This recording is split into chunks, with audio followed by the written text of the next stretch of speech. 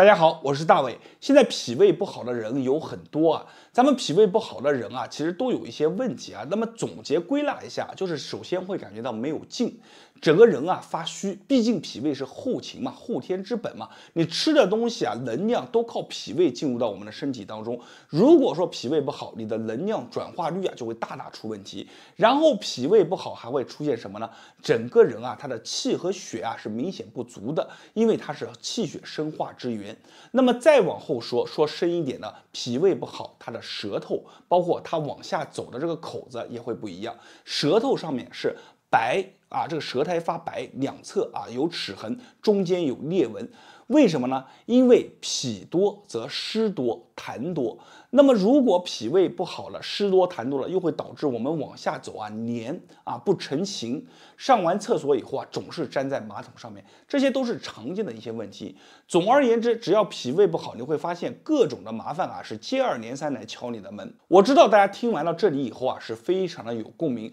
而且啊心里面充满了疑惑，应该怎么办？那么在这里呢，我来把一位97岁的老先生他自己用的方法分享给大家。这位老先生啊，可以说是很接近100岁的，而且身体状态啊是一直非常的好，一直没有让儿女操心过。他从院里面退下来以后啊，就很追求自身的一个健康，因为他在里面看过太多了。那么这个老先生他自己养脾胃啊，他其实是有一套的，而且据他所说，以前拜过一个非常厉害的老师，这一套方法就是从一个老师当中学下来的。那这套方法是什么呢？分为10字口诀啊，我把它说出来，你们就明白了。叫做3分饥，少而精，细嚼慢咽。同时呢，他说你记住这10字口诀，如果哪一天你脾胃弱了，我再分享给你一套方法。这一套方法你们只要结合在一起做，你会发现脾胃其实特别的好养。它只要强起来了以后啊，很多问题都不再是问题。那么简单给大家讲一下10字口诀啊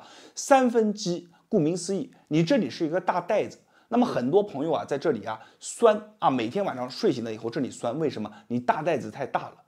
这个大袋子啊，它是一个收纳袋，那么能大能小。很多朋友进去的东西啊，吃的多了以后，是不是就会变大？那么3分饥就是你每一顿都保持饥饿感，它慢慢的就会缩小，慢慢的缩小了以后，你进去的东西就会少，那么出来的酸就会少，酸少了以后，你就能很好把控这个量，它就不容易啊往上去反。而且我们很多朋友都知道，你这个袋子一大了以后，你的2个叫喷门，是不是这个门也会变大，缝隙变大，那么你的酸自然而然就出来了。3分饥很有用，而且我查了很多外国文献，外国叫做轻断食，其实都是一样的。日常当中保持3分饥，少而精。顾名思义，你吃的要少，这个精并不是说精贵，而是不要去杂。你吃的东西要去比较的精，像比如说咱们很多山东那边的，他喜欢吃这个大煎饼。这个煎饼呢，它就是一种非常好的，因为它是粗粮，而这个粗粮呢，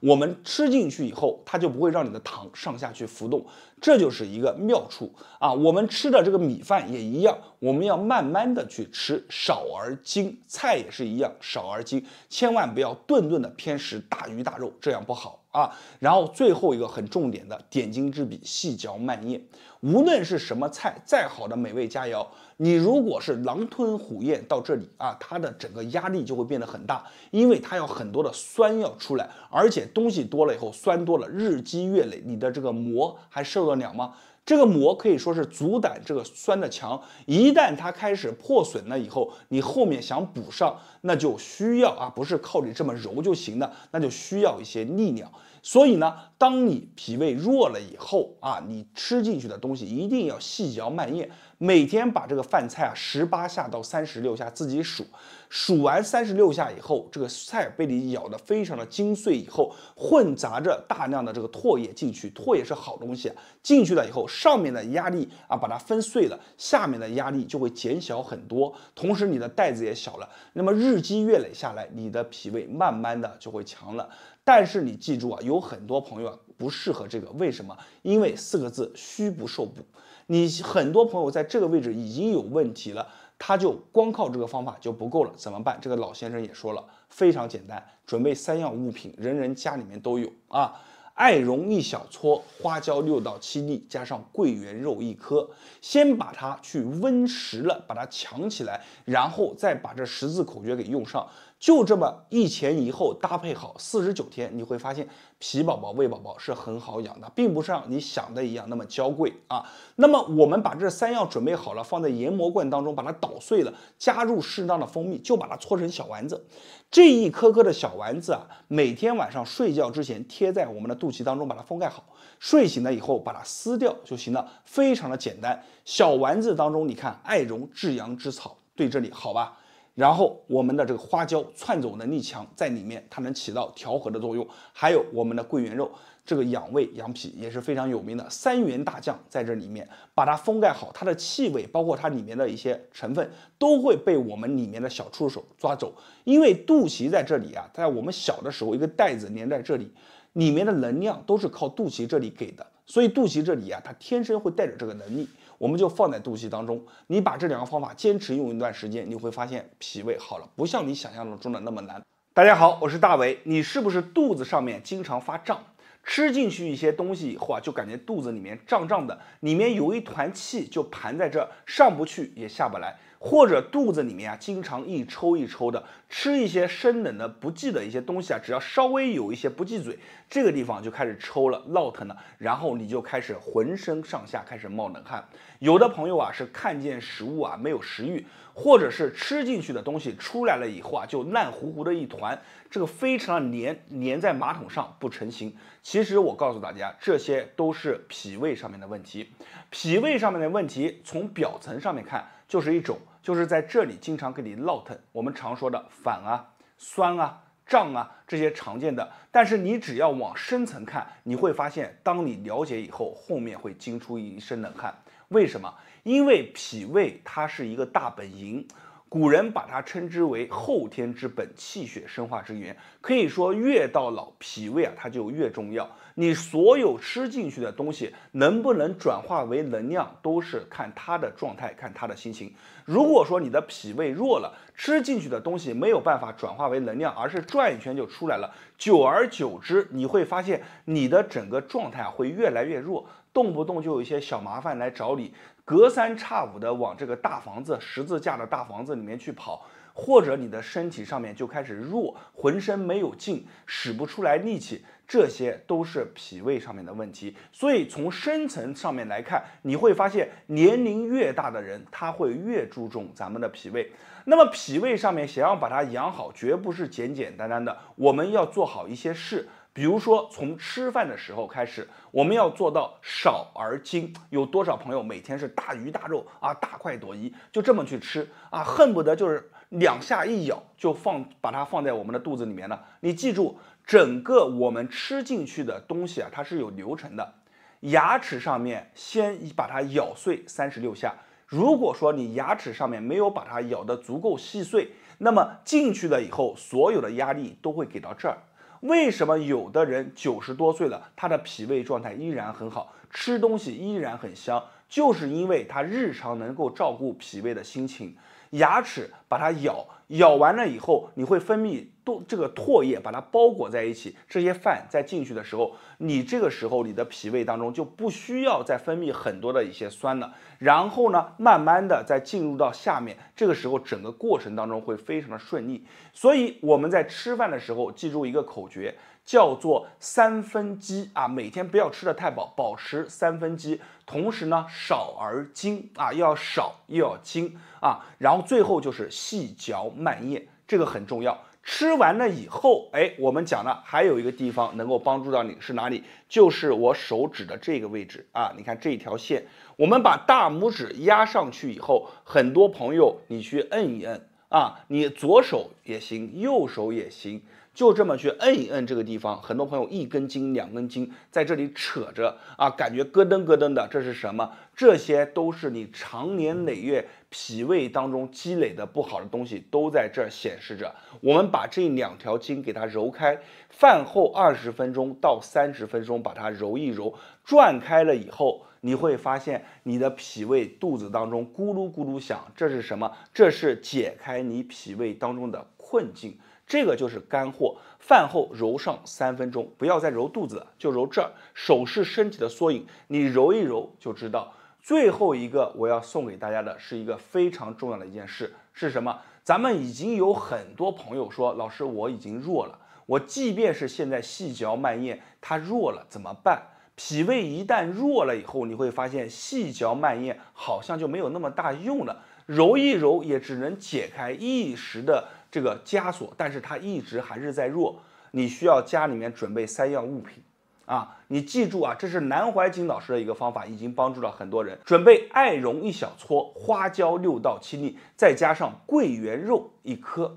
把这3样放在研磨罐当中，把它捣碎了，加入适当的蜂蜜，搓成1颗1颗的小丸子，就把这个小丸子每天晚上就放在我们的肚脐当中，一定要把它封盖好。为什么要放在肚脐里面啊？你记住，离我们脾胃最近的一个通道就是我们的肚脐。小的时候，咱们的能量从哪里进来？就是通过一个小管道从这里进来的。所以肚脐也被称之为会呼吸的口。放在这儿，小丸子当中的能量这些精华，你又把它封住了，没有地方去，它就只能往我们的肚脐深层去钻。这些能量，这些精华就会不断的去把我们的脾胃越来越好。7期49天，你坚持每天去贴，晚上睡觉的时候贴，睡醒了以后把它一撕，一定要把它撕开拿掉，这样就可以了。只要你坚持住，你会发现脾胃好了，身体啊。大家好，我是大伟。脾胃差、消化不好，这些都不可怕，可怕的是你自己还不知道怎么样去调。咱们说脾胃最怕2点啊，第一点啊是经络不通，第2点啊是你不爱运动。如果你这2点啊都把它做好了，你的脾胃功能啊会得到一个质一般的一个飞跃，而且你整个脾胃消化都会得到一个很好的改善。那么今天啊，我来教大家一个非常好的动作，这个动作啊不仅可以疏通我们的经络，打开脾络的大关。同时呢，还有能充分的运动到我们的身体，促进我们的消化和吸收。好了，咱们话也不多说，直接啊把这个动作教给大家，大家来看一下这个动作怎么去做。那么做动作之前，咱们需要准备2把经络拍，大家可以把它圈出来。这2把经络拍啊，非常的耐用结实，居家备上2把，不仅能强身健体，还能够更好的帮助我们疏通经络。第一个动作啊，叫做小步健脾足3里。咱们用这个经络拍啊，就拍打在我们的足3里的位置。有句话叫做肚腹3里流啊，脾胃不好啊，就找咱们足3里。来讲一下这个动作啊，首先我们弯身啊，弯腰以后呢，这个小腿啊来回的进行一个抖动，用我们的拍子啊敲打在足3里的位置啊，快速的啊，大家从侧面看一下啊，快速的。这个动作非常舒服，而且可以非常好的促进我们全身上下的气血循环，而且通过运动加上疏通经络，打开了我们的脾胃第1道大关。我建议大家每天把这个动作啊去做上一个1分钟为1组，每天做上一个2到3组。做完以后，很多人会反映啊肚子里面咕噜咕噜叫，也有朋友会感觉啊后背出汗、额头出汗，这些都是正常的。第2个动作呢，叫做通胆经强脾胃啊，给大家演示一下。这个动作呢，就是非常轻松的一个动作了。怎么去做呢？身子啊一定要弯过来，像我这样弯过来，然后呢，拍子从我们的大腿外侧往上去敲，另一个拍子呢就顺着我们身体啊腰部腰线往上走啊，你看啊，注意看我的手，这打开了以后，正好这个拍子能敲在我们的腋下，你看啊，同时往上啊，就这样去做。非常舒服，因为这个经络拍呢，它的这个质地啊和我们的手不同啊，所以呢，它拍起来的感觉啊是更加的渗透啊，力量可以渗透到我们深层的经络，把整个经络啊给打通啊。这样的话呢，疏通了我们的胆经，也能强我们的一个脾胃啊。我们侧面就这样去做啊，然后另一侧给大家演示一下啊，拍子拍在我们的大腿外侧啊，这个手也是放在我们的你看腰线往上啊，你看，同时往上啊，非常的舒服。你很多朋友啊，他这个胆经不通啊，你这个拍起来以后啊，你会感觉里面啊很胀很酸，那我们就要多拍一会儿啊，就这样去做。每天啊，我们把这个动作从下到上啊走上一个10遍，左右腿都要做，而且记住敲打的时候这个动作啊速度不要过快，一定要缓慢而渗透。好了，我们再讲第3个动作。第3个动作啊，是通过我们腰部来回的扭动，再加上拍子外在的一个深层刺激啊，打开我们整个肠胃道啊。那在这里呢，一定要注意啊，我们拍子，比如说你看啊，我做这个动作给大家演示一下。我们拍子在击打的一瞬间啊，它这个腹部啊一定要往里面收啊，一定要你看拍的时候一定要往里面收一下啊。大家做这个动作的时候一定要注意啊，找这个感觉，速度不用快，拍子也不要用力啊，把我们的臀部你看这样去晃啊，来回的去晃，做一个迎击。拍子下来的时候，正好我们的腹部往前按，1、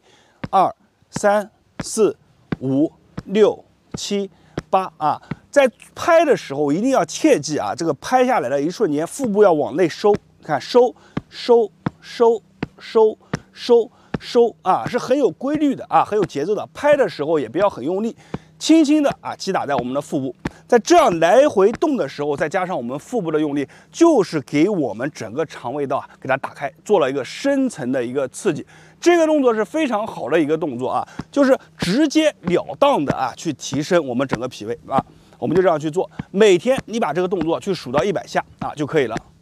好了，今天这个强脾胃、促消化的动作，咱们就分享到这里。最后啊，提醒大家一下，经络拍啊，咱们最好选择2把。为什么呢？因为1把经络拍啊，咱们只能作为一个被动的敲敲打打，而2把的经络拍就不一样了。它不仅啊可以疏通我们的经络，还能配合动作编排啊，发挥这个经络拍最大的一个功效。好了，视频分享到这里以后啊，希望大家点赞一下，支持一下。我是大伟，感谢大家的观看，谢谢大家。 大家好，我是大伟。你的瘦可能和你的脾胃有关。咱们会发现身边有一部分人啊，非常的痛苦啊，这个身材啊非常的瘦小瘦弱，而且呢，这个手骨头啊和皮都粘在一起，就是他这个穿个短袖子啊，你透过他的这个皮肤都能看到里面骨头的一个样子啊，可以说用皮包骨3个字来形容啊都不过分。真的是有这么一部分人想长胖、想变壮、想变得更加阳刚啊，是比登天还难。那么在今天啊，我要给大家分享一套脾胃经络操。 这套操啊是专门用来强壮我们的肾气啊，改善我们的脾胃，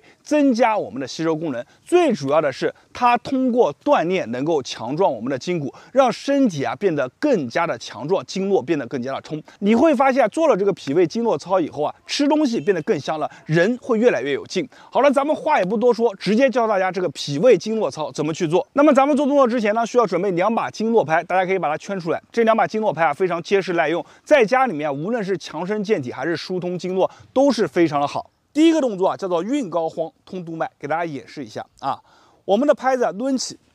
击打在我们的后背处啊，通过拍子向后击打的力量，2个拍子击打的力量，其震荡的力啊，就可以疏通我们背部的一个膏肓以及我们整个督脉啊。大家可以看一下啊，我们在击打的时候脚一定要颠啊，这个动作击打的时候脚一定要颠啊。 颠起来的往上击打，这边给大家演示一下，1、2、3、4啊，5，非常的舒服啊。把整个后背啊先打通，